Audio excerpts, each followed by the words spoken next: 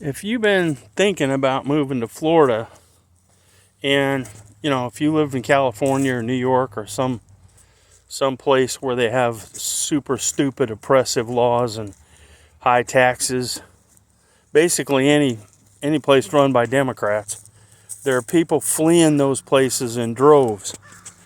But before you move to Florida, there's some things I think you ought to know, because things I didn't know when I moved here.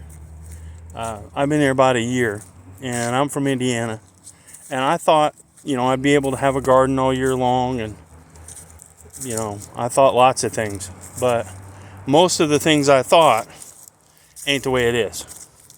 First of all, things here are just outrageously more expensive than what I thought. And I'm talking about everything, not just housing or whatever.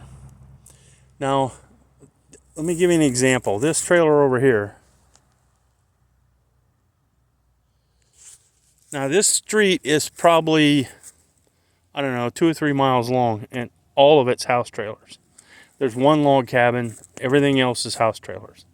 It's very common. There's millions of them in Florida. I didn't know that. But even though they're house trailers, that doesn't mean they're going to be cheap. Like that one over there is $2,000 a month. Now, I left Indiana. I was paying $800 a month for a 3-bedroom, 2-bath, nice house right near the river with a 1 block from the river, near the parks, quiet neighborhood, low crime, beautiful place. And my electric bill with the water and everything was about $100 a month, $120 in the winter when it was really cold. But here, $200 a month in the winter, and it does get cold here. It was 20 degrees last night. Now, it doesn't get 20 below like it does in Indiana, but it does get cold. And, we thought we'd have a garden all year long. We can't. You can grow things like carrots and collard greens all year, but other than that, you can't have tomatoes or anything like that. And we had beans, we had pumpkins, we had muskmelons, we had all kinds of stuff. Everything died the last couple days because it got down in the 20s. There are a lot more regulations here when you want to go hunting or fishing or anything like that. The regulations are outlandish. The licensing is like $100 for a fishing license. You can get one in Indiana for like 15. You go to get your car fixed, and they want $125 to $175 an hour to work on your car. Just everything here is a lot more expensive. I had to do the plumbing myself because I called every plumber that I could find, and nobody ever showed up. Nobody. And they want $100 an hour too. So, it just and the police presence is a lot more intense than what you would think, and they pull you over for stupid things like failure to make a lane change within 200 feet or whatever, failure to signal a lane change within 200 feet or something like that. They pull you over if the little bulb above your license plate's burned out, and then they want to check everything, your license and registration and insurance, and there goes an hour of your day just because you had a stupid ass little light bulb burned out. Basically, they're good, friendly people, and the laws as far as freedoms go are infinitely better than they would be in some socialist hellhole like New York or California. You can come down here, you can buy an AR-15 at a yard sale.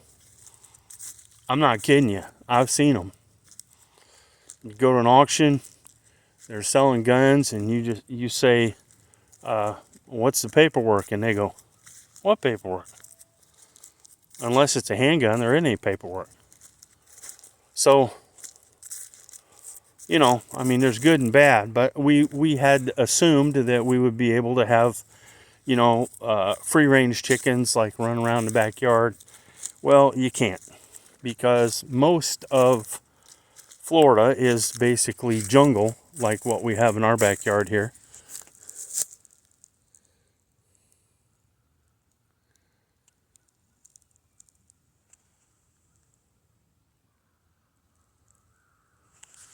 I mean, it goes for miles back there. And there's bobcats and raccoons and possums. And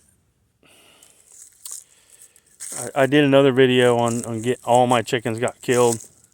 There's hawks. You just can't have them. I mean, you can have them if you keep them in a very, very strong pen. But you can't let them out to free range, because if the hawks don't get them, everything else will. So, you know, but just a lot of things you need to look into and think about before you move down here. Houses, man, a house I could buy for $150,000 in Indiana is $500,000 or $600,000 here for the same house, in the same kind of neighborhood, same size, same everything. So it's going to be a culture shock.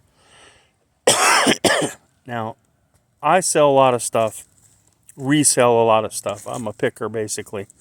And I thought, well, there's so many people moving from cold climates down here, and when they move, they only take their best stuff with them.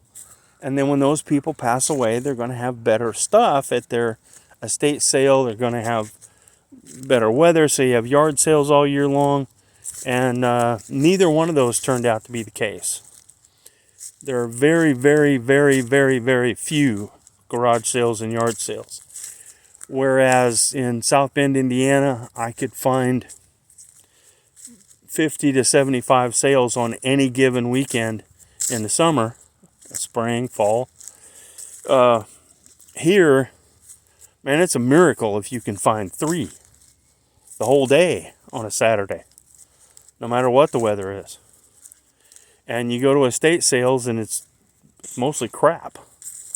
So, you know, I haven't been able to find, well, let me put it this way. My sales in 2022 were about 15% of what they were in 2020 and 2021. So it's a lot harder to make a living here for me. And most of the jobs, you know, even though the rent is ungodly, ridiculous, stupidly high, and the land prices and everything else is stupidly high, most of the jobs are $10-12 an hour. I don't know how that works, but that's the way it is. And people are just scrambling to rent anything they can rent. That if it's less than $1,000, I mean, you have supermarkets, people have to work there, right? You have to have people run it. You have to have people work in the meat department and sweeping the floors and stocking the shelves. But unless those are kids living with their parents, that you can't survive. You can't do it. And I help run the food bank here at our church, and we're supposed to start giving out food at 11 a.m. And there's people show up at 8. They'll sit in line for 3 or 4 hours just to get a little bag of food. I'm not kidding you. Hundreds of people. Hundreds of people. So, I tell you what, unless you either have a great job lined up or you have a crap load of money saved. Now, I just wouldn't do it. Don't think you're going to come down here and get a good job unless you get one lined up beforehand, and you're going to need $30 an hour if you're going to get by. Not kidding.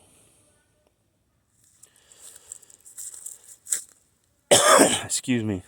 But now, if you live in New York or Maryland or somewhere like that, and you sell your house, it's Connecticut, you sell your house at $700,000, $800,000, then you shouldn't have any problem come down here, buy a nice house, and still have a couple $100,000 left over.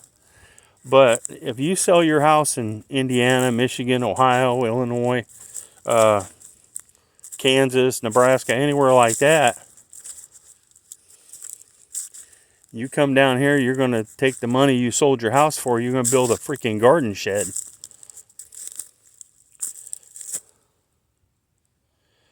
So, I mean, you have to understand these things before you consider moving here. All in all, it's a great place if you got money. If you don't, this place is not for you. A lot of the people that come to our church to get help, to get food and stuff, I talk to a lot of them, and they get food stamps. They get $20 a month. Now, what the hell are you going to do with $20 a month? Seriously. You get 2 loaves of bread and a gallon of milk, it's gone. Eggs are $5 a dozen. Thanks, Joe. Anyway, that's just how things are. So if you're going to move to Florida, think hard and long before you do. Unless you got a bunch of money or a really great job lined up, don't do it.